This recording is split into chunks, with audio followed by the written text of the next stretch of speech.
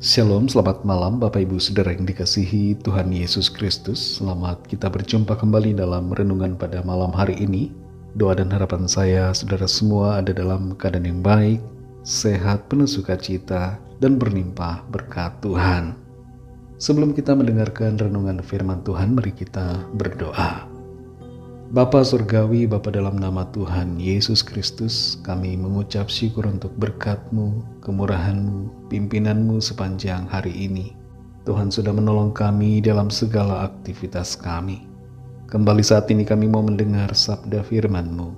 Urapilah kami Tuhan agar kami mengerti dan taat pada kehendak-Mu.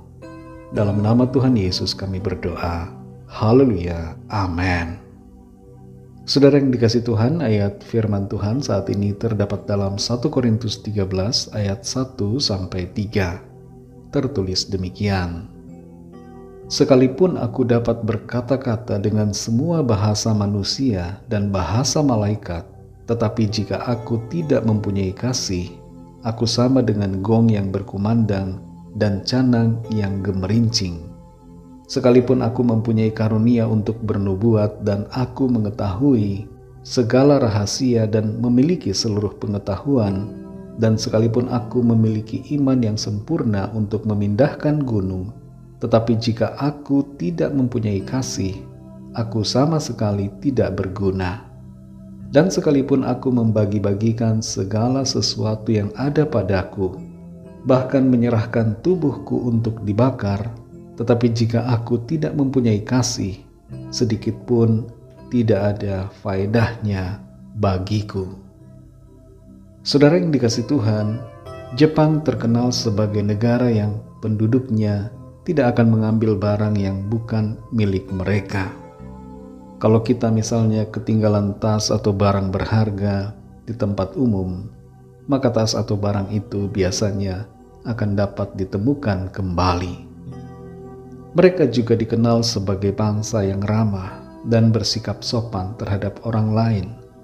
Padahal mereka umumnya bukanlah orang yang percaya kepada Kristus. Adalah sebuah kontradiksi kalau kita menjadi orang percaya tapi berkelakuan tidak baik. Kita terkadang perlu belajar dari orang-orang lain, bahkan dari yang tidak percaya, untuk mengoreksi diri kita sendiri, sejauh mana kita sudah hidup dalam firman-Nya. Jangan sampai ada kontradiksi dalam hidup kita. 1 Korintus 13 ayat 1-3 ini menunjukkan beberapa kontradiksi yang seharusnya tidak terjadi dalam kehidupan saudara dan saya sebagai orang-orang percaya. Kontradiksi pertama adalah mampu berbahasa semua bahasa manusia dan berbahasa malaikat, termasuk juga bahasa roh, tapi tidak punya kasih. Yang kedua, mempunyai karunia yang hebat, bahkan iman yang luar biasa, tapi tidak punya kasih. Dan kontradiksi yang ketiga adalah bersedia membagi-bagikan apa yang dimiliki, bahkan mau berkorban diri, tapi tidak punya kasih. Kehidupan kita seharusnya tidak dalam kontradiksi seperti ini. Ayat ini menyatakan pentingnya kasih dalam kehidupan kita sebagai orang percaya. Semua hal yang luar biasa yang kita lakukan menjadi tidak berarti tanpa kasih. Mungkin kita bisa hebat dalam bahasa, mungkin kita bisa berbahasa 10 bahasa atau 11 bahasa, dan kita bisa berbahasa malaikat, berbahasa roh. Tapi kalau hidup kita tidak ada kasih, tidak ada kesabaran, tidak ada pengampunan, tidak hidup dalam kebenaran, maka itu adalah sebuah kesia-siaan. Kasih adalah hal yang sangat penting, yang sangat esensial, yang memberikan makna pada karunia dan kemampuan kita. Pengetahuan dan iman yang hebat kelihatannya adalah hal yang baik.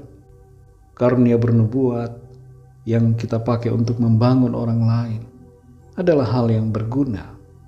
Tapi tanpa kasih, itu menjadi tidak berguna buat saudara dan saya.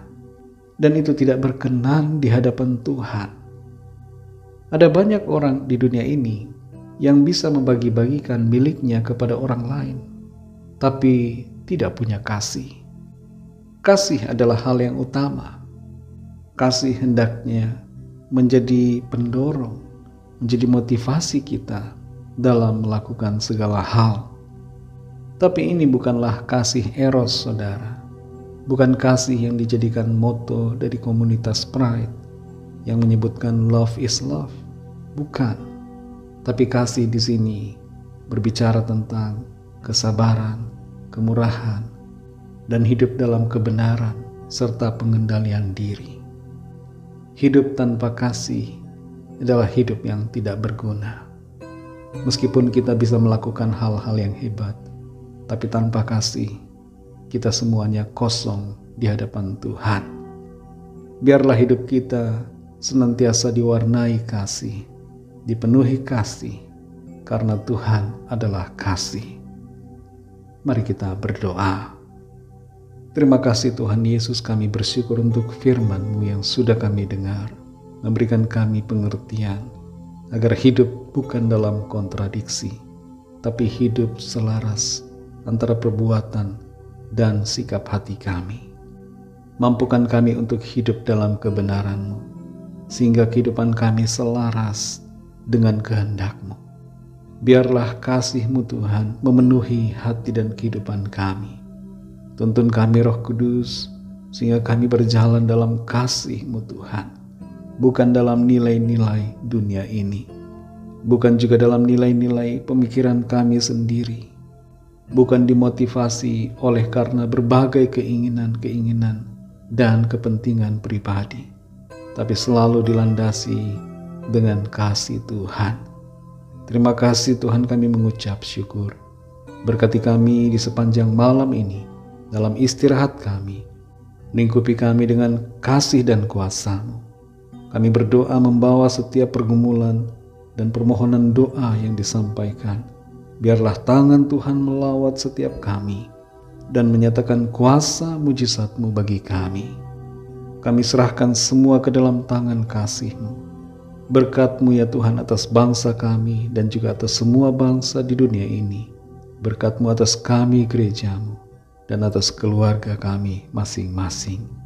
Dalam nama-Mu yang kudus, nama Tuhan Yesus Kristus, kami sudah berdoa dan mengucap syukur. Haleluya. Terimalah berkat Tuhan. Tuhan memberkati engkau dan melindungi engkau. Tuhan menyinari engkau dengan wajah-Nya dan memberikan kasih karunia. Tuhan menghadapkan wajah-Nya kepadamu dan memberikan damai sejahtera. Berkat anugerah dari Bapa Surgawi, kasih karunia dari Tuhan Yesus Kristus, dalam persekutuan dengan Roh Kudus, menyertai kita semua, sekarang ini dan sampai Maranatha Tuhan Yesus datang kembali, dan bahkan sampai selama-lamanya. Dalam berkat nama Tuhan Yesus Kristus, haleluya, amin.